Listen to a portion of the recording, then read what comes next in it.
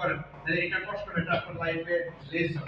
আমরা ছোটবেলায় স্কুল কলেজে বহু টিচারের মাইর খেয়েছি, কিন্তু যখন আমরা জীবনে সফল হয়েছি তখন ওই টিচারের পায়ে হাত দিয়ে সালাম করেছি।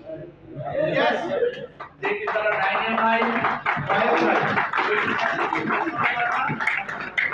তাই আমি মনে করি যে আমাদের জীবন পরিবর্তন করার জন্য মাঝে মাঝে এরকম কথা যদি কেউ বলে, শুধু সত্যতার সাথে না নিয়ে আমি কি শিখতে পারি, আমার কি ডেভেলপমেন্ট করা দরকার সেটা আমরা বুঝতে পারি। আমি শুরুতেই বলেছিলাম টেকনিক্যালি কথা বলা খুবই সহজ, কিন্তু মানুষের জীবনে প্রভাব বিস্তার করে এমন কথা বলাটা রিস্কি।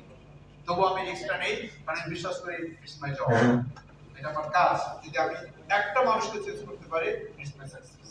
তো আমি কি আজকের এই হলে আশা করতে পারি দু একজন লোক অন্তত আমার আজকে ট্রেনিং থেকে ইতিবাচক কোনো কিছু সিদ্ধান্ত নিয়েছে?